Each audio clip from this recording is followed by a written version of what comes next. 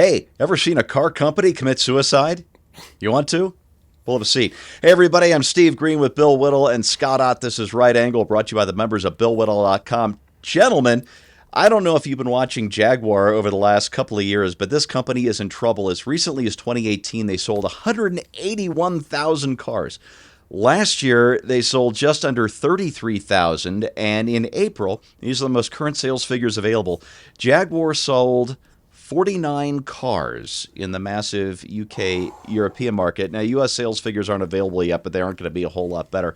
Jaguar went from selling 1,961 cars a month to 49 in just 6 years. Now, I'm no industry expert, but that looks bad, doesn't it? Does that look bad to you guys?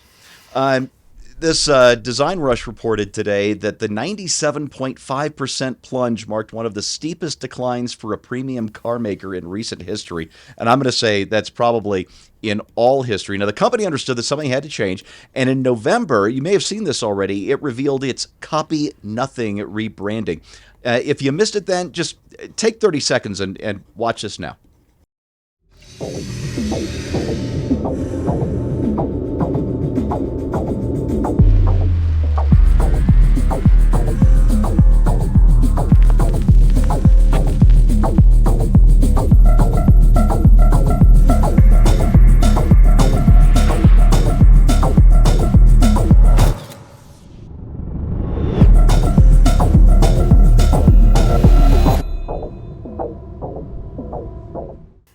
Scott, do you find it a little strange that there were almost the same number of cars, 0 in the ad, that Jag is making right now? Because get this, they have actually canceled every single Jaguar model except for one, and they're only producing those in limited numbers.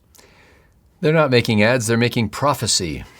It's just unbelievable. I mentioned to you backstage that when I saw that commercial, I think if you're the target market for that commercial, which is, as we're seeing, a vanishingly small number of people, it's probably great.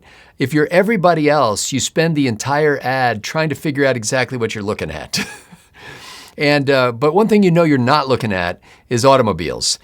And to go from being one of the sort of admired, at least I'm not going to say it was ever one of the top performance machines, but it's kind of a performance machine, sports car associated. Pace and grace, yes. Yeah.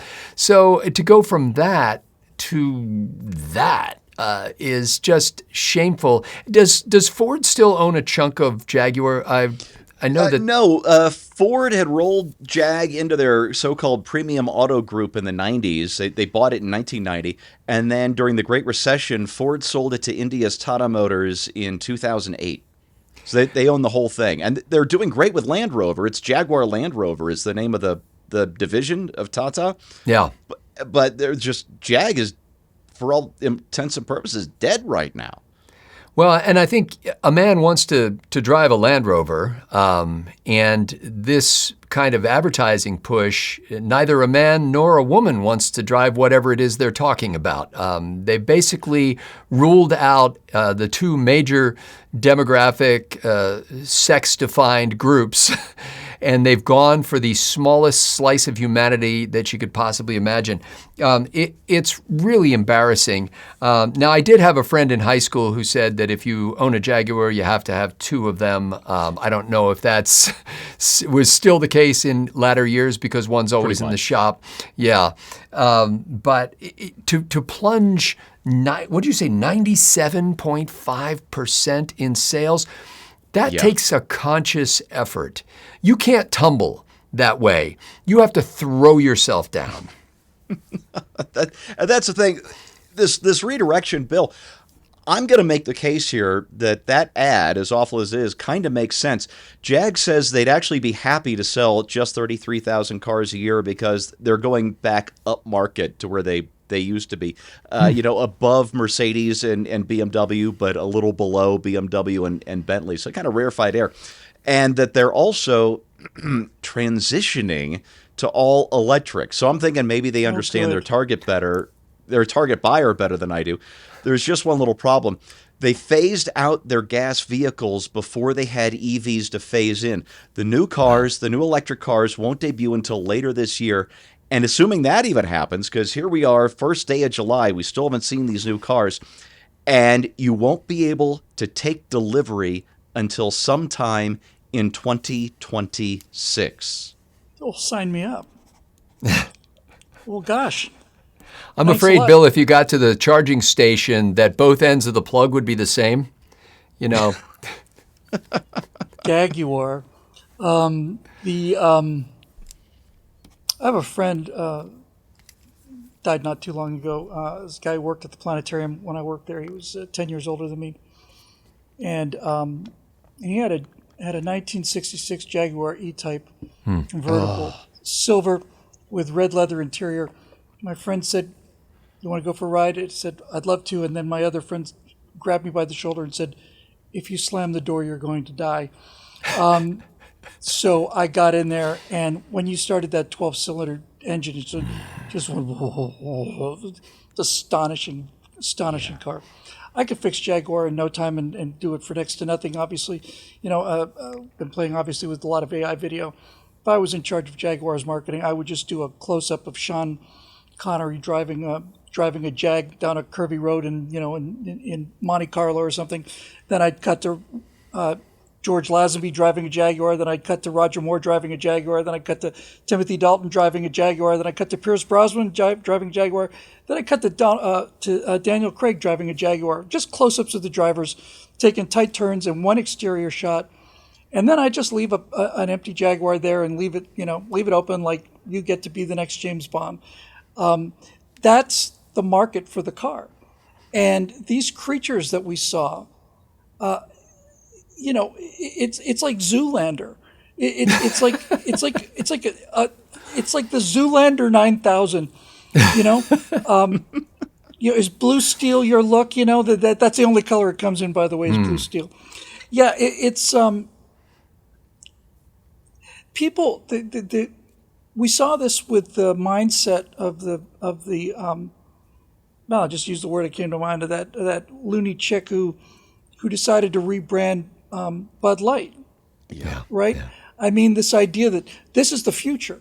This is who our future customers are. Yes, you're selling to old white men now, but sooner or later these old white men are going to die. And my reply to that is, well, they'll be replaced by young and middle-aged white men. And that's who you need to be selling to, because this isn't your market. Nobody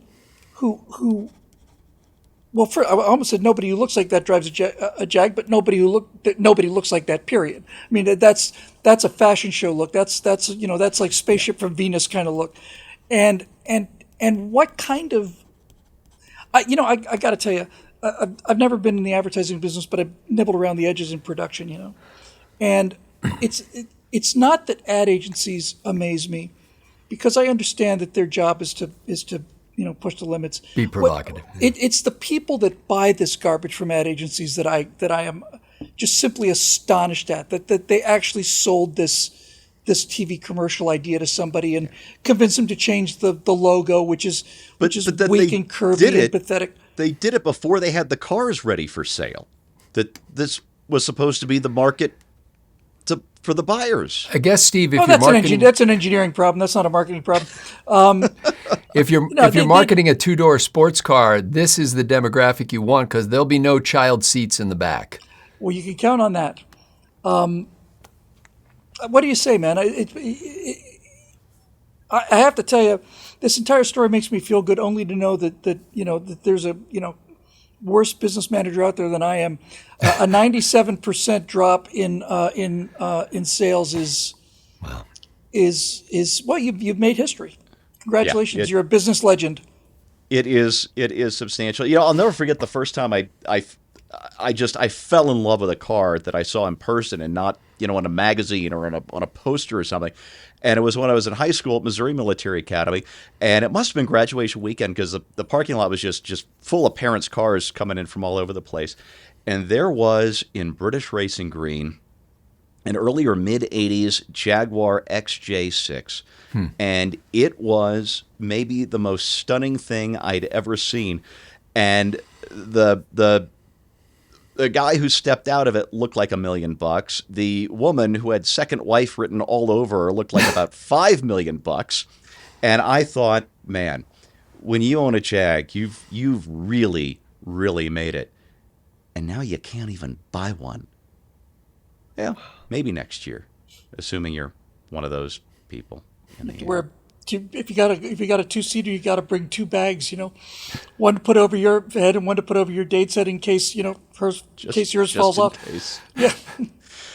Oh, sayonara, Jaguar. That's your right angle on that. Brought to you by the members of BillWhittle.com. Thanks for watching. We'll see you next time.